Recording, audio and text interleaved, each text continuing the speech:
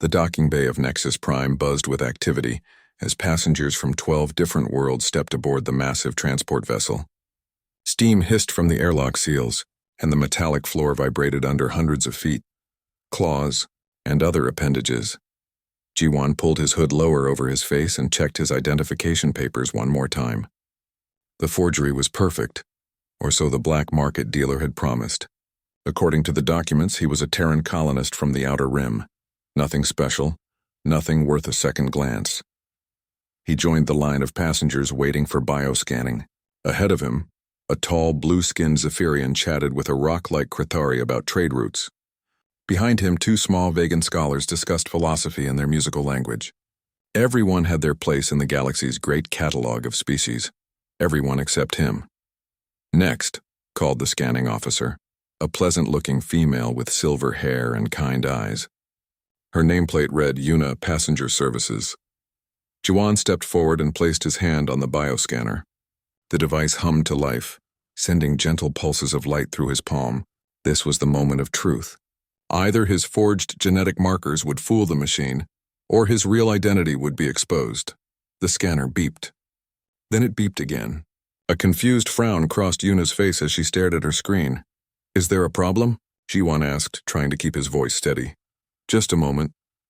Yuna tapped her screen several times. "The scanner seems to be having trouble reading your genetic signature. Could you place your hand on the pad again?" Ji-won's heart raced, but he complied.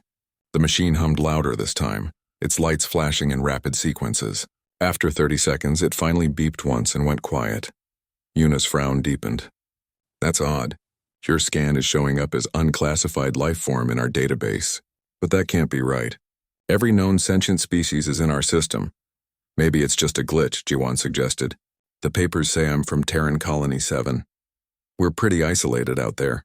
Maybe your database hasn't been updated with our subspecies data." Yuna studied his forged identification. "Terran Colony 7. Yes, I see the notation here, though I've never heard of this particular genetic variant before."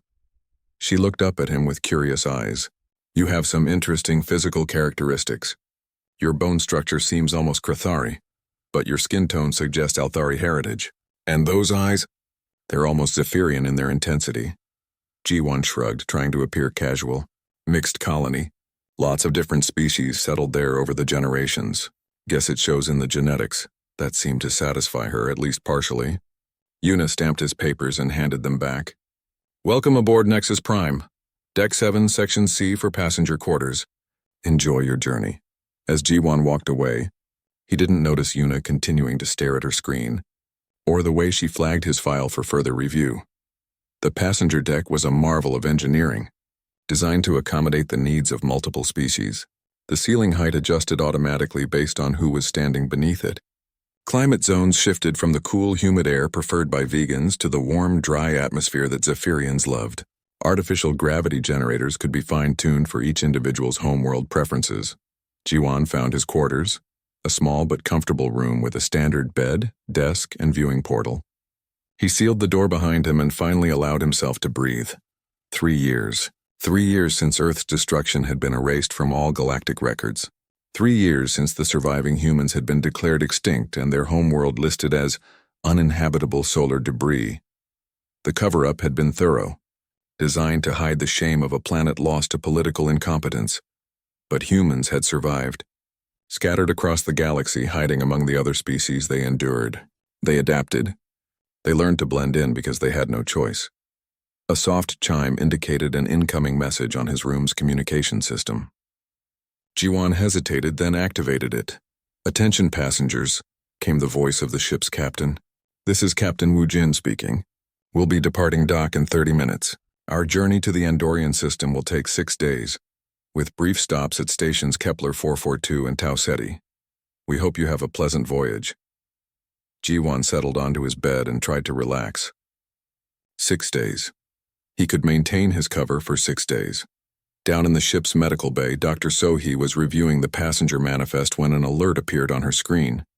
She was a veteran doctor who had treated every known species in the galaxy, and she prided herself on her diagnostic skills. "Computer, display passenger file 2847J, she commanded. Jiwan's information appeared on the screen, along with his bioscan results. Dr. Sohee studied the genetic markers with growing confusion. Computer, cross-reference these genetic patterns with all known Terran subspecies. No matches found, the computer replied in its pleasant voice, cross-reference. With all humanoid species, partial matches found. Genetic markers show similarities to 17 different species, but no complete match with any known classification. Dr. Sohee leaned back in her chair. In 30 years of practice, she had never seen anything like this. The passenger's DNA seemed to be an impossible combination of traits from multiple species, yet it formed a coherent whole. Meanwhile, in the ship's security office, Chief Taewon was conducting his routine review of new passengers. His reptilian eyes evolved for detecting the slightest movement, fixed on Jiwan's file. Minhee, he called to his communications officer, run a background check on passenger 2847J. Something about his scan doesn't sit right with me. Minhee's fingers danced across her console. Checking now, Chief. His identification shows Terran Colony 7, but I'm having trouble accessing their colonial records. The database link seems to be corrupted. Keep trying, and flag him for discreet observation during the journey. As Nexus Prime disengaged from the docking station and began its journey into deep space, none of the crew realized they had a puzzle aboard their ship, a mystery wrapped in false papers and forged genetic markers. Jiwan stood at his room's viewing portal, watching the stars streak past as they entered hyperspace. He thought about the other survivors scattered across the galaxy, each one carrying the weight of their extinct homeworld. Humans were good at adapting. They always had been. It was their greatest strength and their only hope for survival, in a universe that believed they no longer existed. He just had to make it through 6 more days, without anyone discovering what he really was. The dining hall of Nexus Prime was designed like everything else on the ship, to accommodate multiple species at once. Round tables could adjust their height, and food dispensers offered cuisine suitable for dozens of different digestive systems. Jiwan sat alone at a corner table, eating what the dispenser had labeled Universal Protein Blend. It tasted like nothing, which was probably the point. He kept his head down and tried to avoid drawing attention. That plan failed when a small Althari child started crying at the next table. The child, no more than 10 years old by human standards, was traveling with her parents, but something had upset her, and her parents seemed helpless to comfort their daughter. Other passengers were starting to stare, their expressions ranging from annoyed to concerned. Jiwan watched for a moment, then stood up. He approached the family's table slowly, keeping his movements non-threatening. "Excuse me," he said to the parents. "Is everything all right?" The mother, a pale green-skinned woman with large silver eyes, looked up at him gratefully. "Our daughter Hana is scared. The ship's engines make sounds that frighten her. We've tried everything, but she won't stop crying." Jiwan knelt down beside the child's chair. Hana was small even for her species, with the characteristic large eyes and delicate features of the Althari. Tears streamed down her face as she looked at him with a mixture of fear and curiosity. "Hey there," Jiwan said softly. "I know the ship sounds scary, but do you want to know a secret?" Hana nodded, still sniffling. "Those sounds aren't scary monsters. They're the ship's heartbeat, just like you have a heartbeat." He placed his hand over his chest. "The ship is alive in its own way, and it's taking care of all of us. When you hear those sounds, it means the ship is working hard to keep us safe."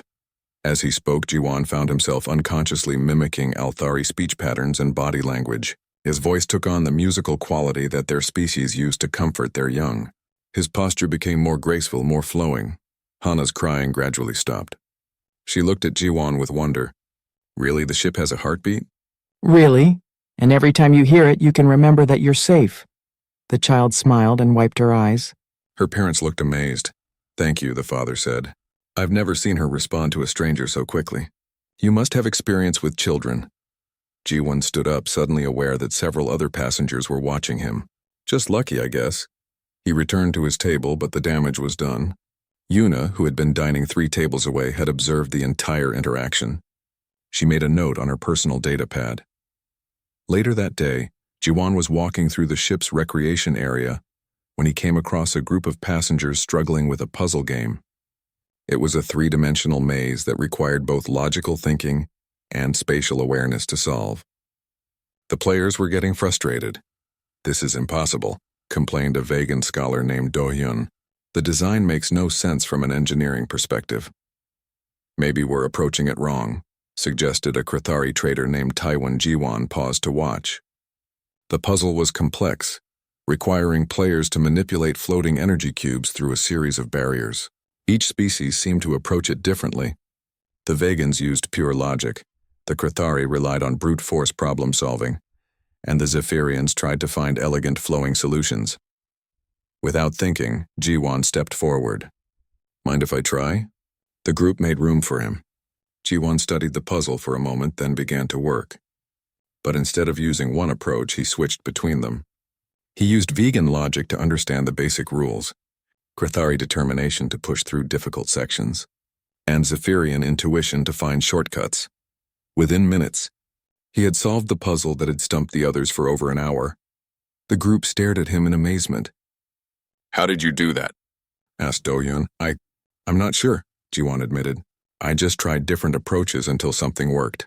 "But you used solving methods from at least 3 different species," Taewon observed. "Most beings can only think in patterns natural to their own kind." Jiwon felt his cheeks warm. Lucky guess, I suppose. As he walked away, he didn't notice Yuna watching from across the room, or the way she immediately pulled up his passenger file on her datapad. That evening, in her private quarters, Yuna was reviewing her observations. As the ship's anthropologist, her job was to study passenger behavior and ensure peaceful coexistence between different species. But Jiwon was unlike anything she had ever encountered. Her notes read, "Subject shows adaptive behavior patterns inconsistent with any single species classification. Demonstrates Althari empathic responses, vegan logical processing, Krathari determination, and Zephyrian intuitive problem solving. Possible hybrid, but genetic scan shows no clear lineage." She pulled up the ship's biological database and cross-referenced Jiwon's scan results with every known species. The computer's analysis was always the same. No exact match found. Subject displays genetic markers from multiple species but belongs to none. A soft chime interrupted her thoughts. Captain Woojin's voice came through the ship's communication system. "All senior staff to the bridge immediately. We've received priority communications from Central Command." Yuna made her way to the bridge, where she found Captain Woojin and the senior officers gathered around the main display screen. The captain was a seasoned Zephyrian with the characteristic blue skin and silver hair of his species. His expression was grim. "We've received reports from 3 star systems along our route," he announced. "Research stations and transport ships have been attacked by an unknown entity. The attacks appear random, but the pattern suggests the entity is moving in our direction." Chief Taewon, the ship's security officer, stepped forward. His reptilian features were tense with concern. "What kind of entity, Captain?" "Unknown. The few survivors describe it as some kind of bioweapon. Highly adaptive, extremely dangerous. It seems to target specific species and adapt its hunting methods accordingly." Dr. Sohee, the ship's medical officer, raised her hand.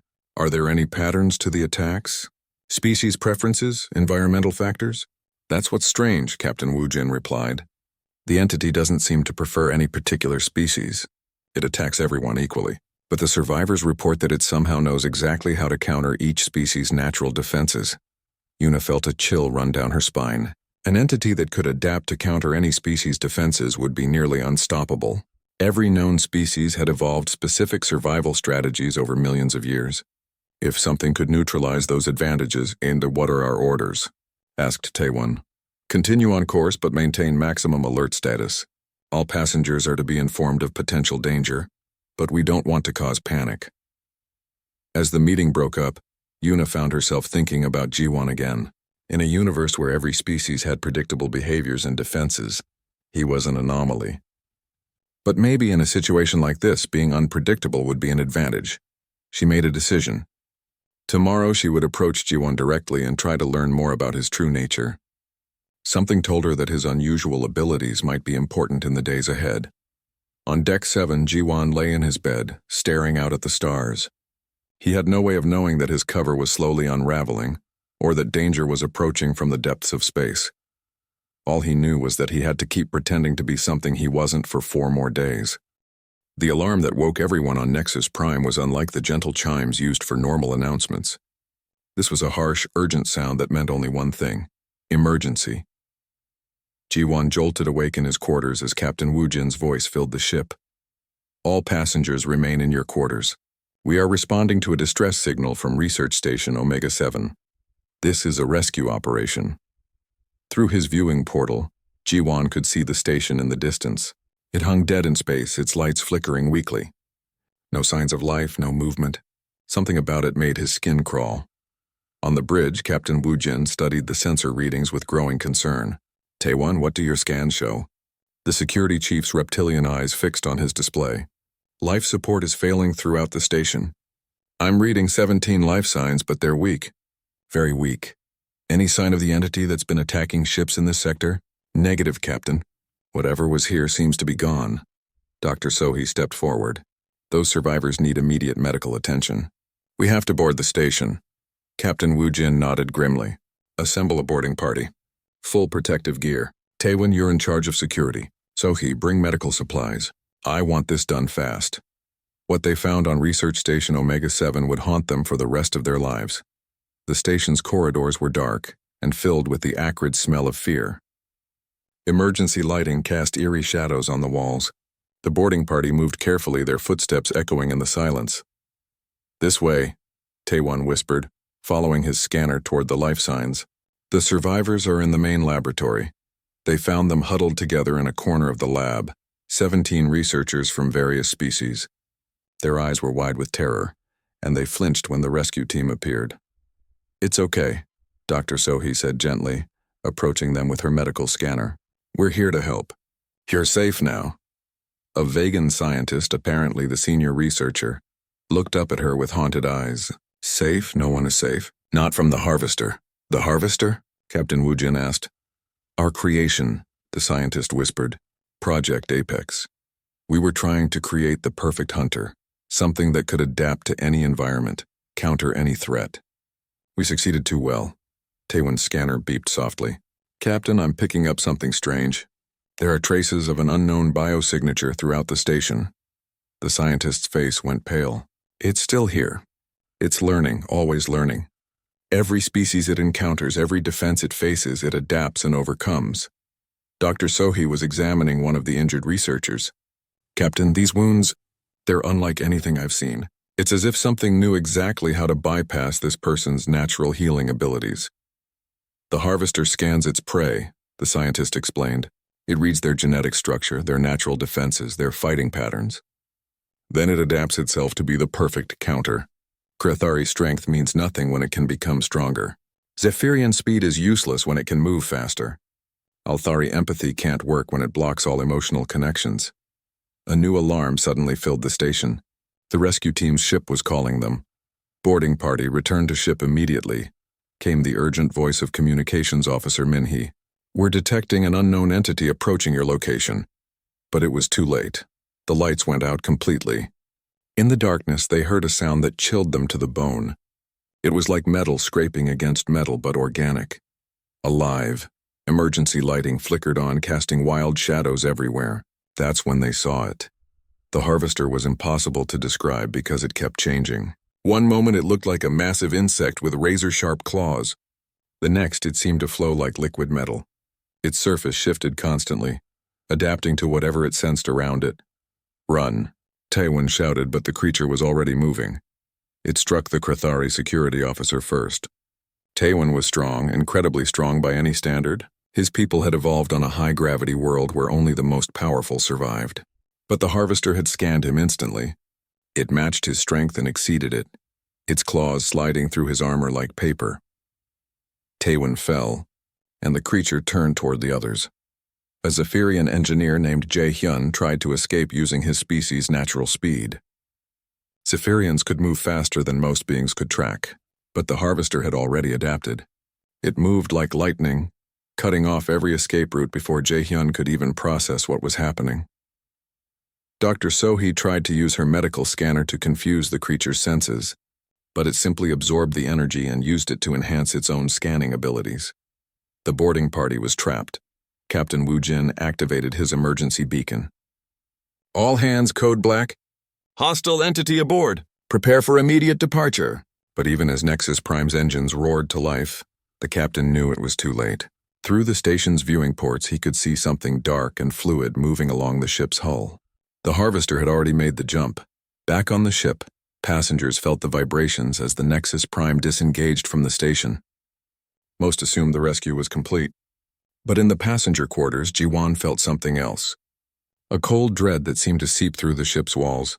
The ship's AI announced, "Unknown biological entity detected in Cargo Bay 7. All personnel avoid this area until security clearance is given." Ji-won looked out his viewing portal and saw Research Station Omega 7 growing smaller in the distance. But whatever had been on that station was now with them. In the main corridor, Yuna was helping evacuate passengers to safe areas when the lights dimmed. The ship's power was being drained by something, but the engineers couldn't figure out what. Then came the first scream. A Krithari trader named Minho was found in the cargo bay, his massive frame crumpled like paper. The security team that found him was baffled. Nothing in the galaxy could overpower a Krithari so easily. "It's learning about us," Dr. Sohee told the emergency assembly of senior staff. "Every scan our ship's computers run on the passengers, every bit of biological data in our medical files, it's accessing all of it.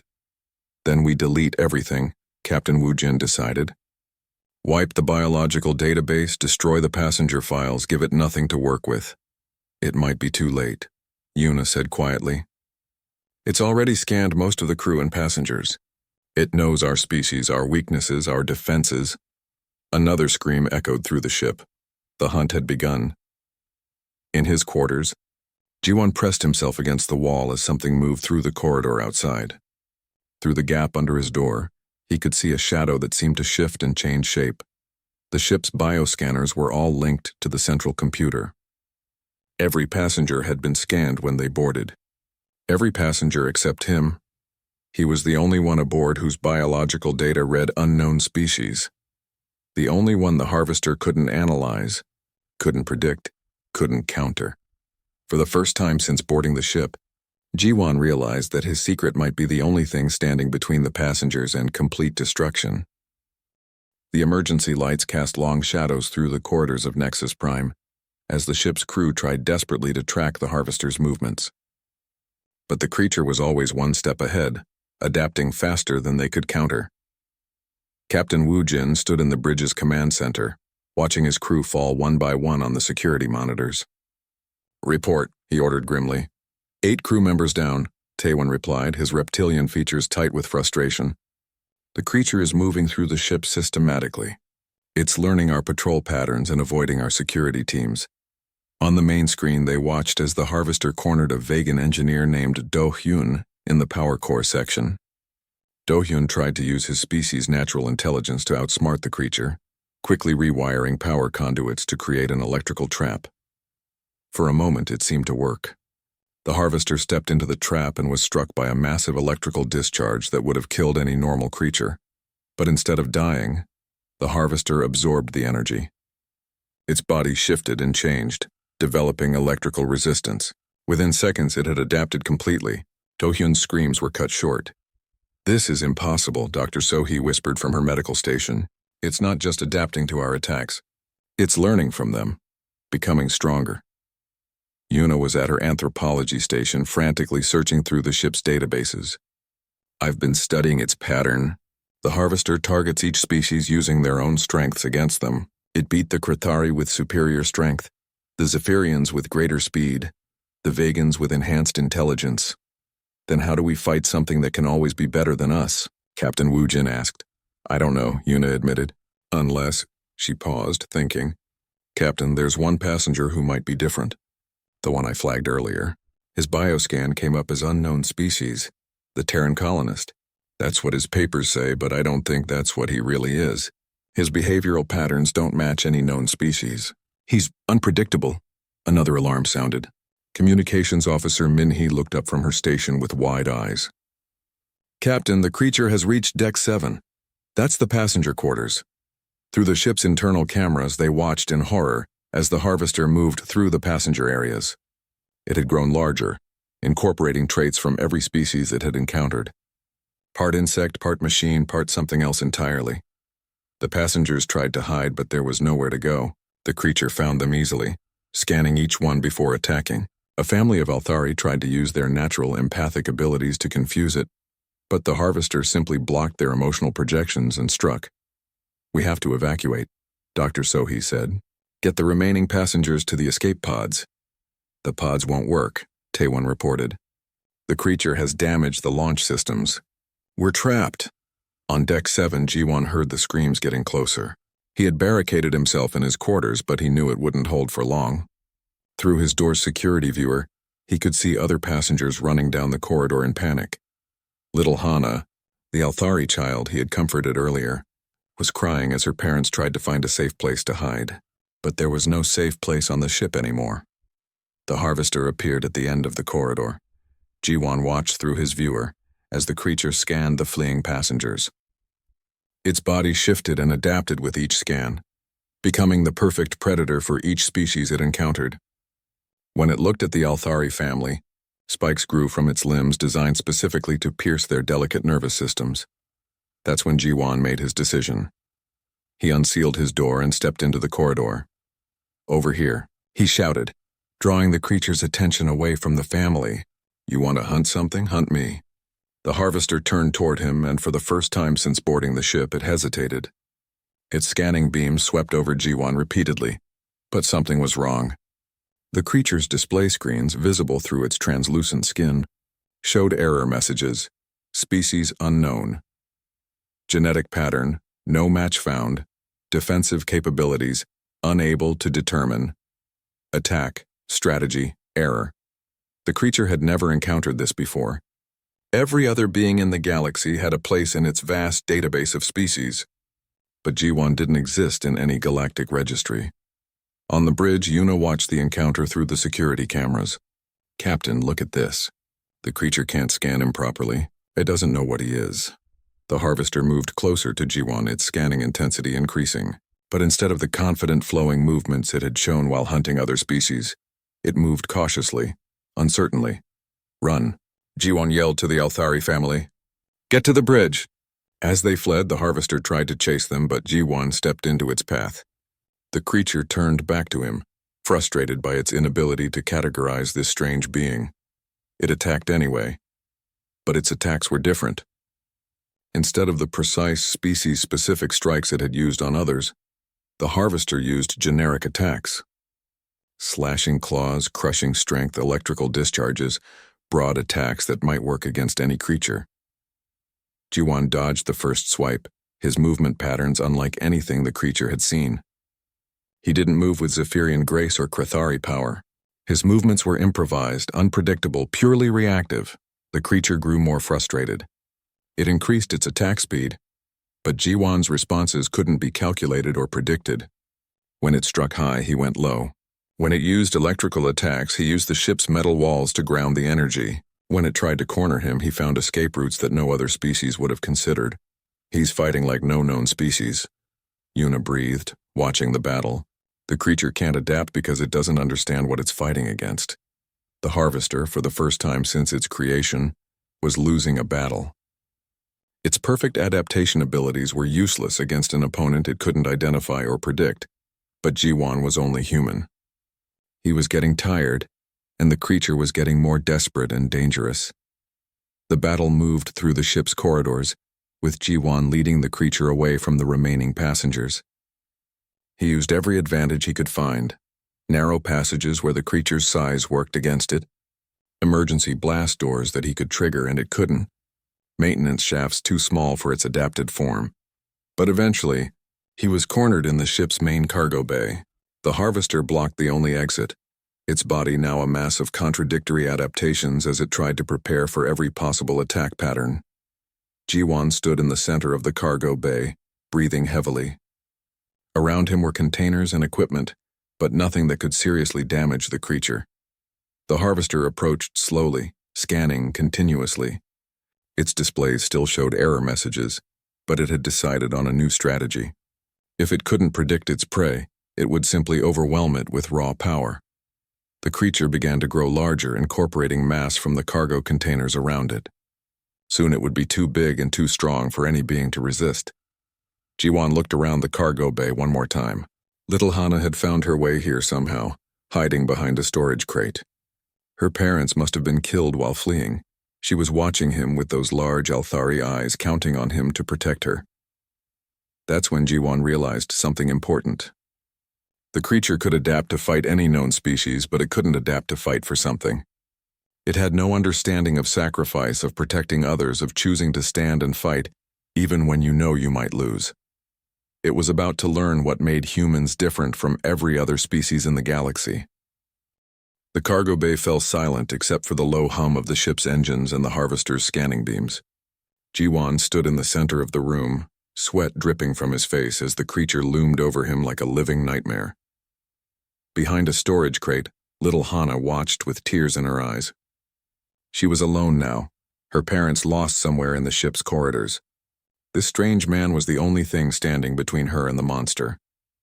The harvester had grown massive, absorbing metal and components from the cargo containers. Its body was a shifting mass of weapons and armor, perfectly designed to counter every known species in the galaxy, but its sensors still showed the same error messages when they focused on Jiwon. Species, unknown. Combat predictions, impossible. Recommended strategy, undefined. For a creature designed to be the perfect hunter, this was the ultimate frustration. Jiwon looked around the cargo bay one more time. Heavy containers, loading equipment, maintenance tools, nothing that could seriously damage the harvester. But then his eyes fell on something else. Emergency oxygen tanks lined one wall, their bright yellow warnings clearly visible. An idea began to form. The harvester attacked with a massive claw strike, moving fast enough to shatter rock. But Jiwon was already moving, not with the practiced grace of a Zephyrian or the calculated precision of a vegan. He moved like a human, unpredictably, desperately, with pure survival instinct guiding him.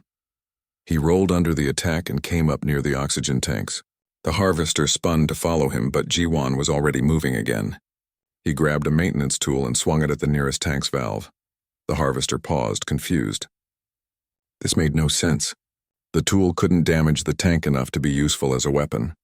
Every species the creature knew would be looking for ways to increase their natural advantages. Krithari would seek to amplify their strength. Zephyrians would try to enhance their speed. Vegans would calculate optimal attack angles. But Jiwon wasn't trying to be stronger, or faster, or smarter. He was trying to be more human. He struck the valve again and oxygen began to hiss out under pressure. The harvester's sensors detected the gas release but couldn't understand the strategy. Oxygen wasn't poisonous to most species. It wouldn't create an explosion without an ignition source. Jiwon moved to the next tank, then the next. Soon oxygen was filling the cargo bay at dangerous levels. The ship's automated systems began warning about fire hazards. The harvester attacked again, frustrated by its inability to predict Jiwon's actions. This time its strike came close, razor-sharp claws tearing through his shirt and drawing blood. On the bridge, the crew watched in amazement and horror. "What is he doing?" Captain Wu Jin asked. "He's creating a massive fire hazard, but there's no ignition source in the cargo bay." Yuna studied the tactical display, her mind racing. "Unless... Captain, what if he doesn't need an external ignition source?" "What do you mean?" "Look at his movement patterns. He's been studying the creature's body composition. Those electrical systems it absorbed from our ship, they're not properly shielded. Dr. Sohi understood first. He's going to make it create its own ignition source." In the cargo bay, Jiwon was running out of time and energy. The oxygen concentration was approaching dangerous levels, but he needed one more element. He needed the harvester to use its electrical attacks. He began taunting the creature, staying just out of reach of its physical attacks. "Come on," he shouted. "Is that all you've got? I've seen Althari children fight better than you." The harvester, programmed to efficiently eliminate threats, decided to end this quickly. It charged up its electrical systems, preparing to deliver a massive shock that would kill any known biological entity. Jiwon saw the electrical energy building up inside the creature's translucent body. This was it. He had one chance. As the harvester released its electrical attack, Jiwon didn't try to dodge. Instead, he grabbed a metal cargo container, and used it to redirect the electrical energy into the ship's hull. The electricity arced through the metal, creating exactly what he needed. Sparks. The oxygen-rich air ignited instantly. The explosion was massive, filling the entire cargo bay with fire. The harvester, caught in the center of the blast, was overwhelmed. Its adaptive abilities tried to cope with the sudden temperature change, but it had never encountered anything like this. The creature's body began to break down, its stolen components melting and failing. Ji-won was thrown against the far wall by the explosion, his body battered and burned. But he was alive. More importantly, little Hana was alive, protected by the storage crate she had hidden behind. The harvester writhed in the flames, its perfect form finally failing. As it died, its voice, a terrible electronic scream, filled the cargo bay. Then silence. Smoke filled the bay as the ship's fire suppression systems activated. Through the haze, Ji-won saw Hana crawling toward him, tears streaming down her face. "Are you okay?" she asked in her musical Althari voice. Ji-won managed a weak smile. "I'm fine, little one. We're both fine." Emergency teams rushed into the cargo bay, led by Dr. Sohee and Yuna. They found Ji-won sitting against the wall with Hana in his arms, both of them covered in soot but alive. "How?" Dr. Sohee asked as she began treating Ji-won's injuries. "How did you know that would work?" Ji-won looked up at the gathered crew members. His secret was already blown. No known species could have survived that explosion with such minor injuries. No known species would have even attempted such a plan. "Because," he said quietly, "I'm not what you think I am." Yuna knelt beside him. "Then what are you?" Ji-won was quiet for a long moment. Then he made a decision that would change everything. "I'm human," he said simply. The crew stared at him in shock. "But humans are extinct," Captain Woo-jin said. "Earth was destroyed. It's in all the galactic records." "Earth was destroyed," Ji-won confirmed. "But humans survived. We scattered across the galaxy, hiding among other species. We learned to blend in because we had to."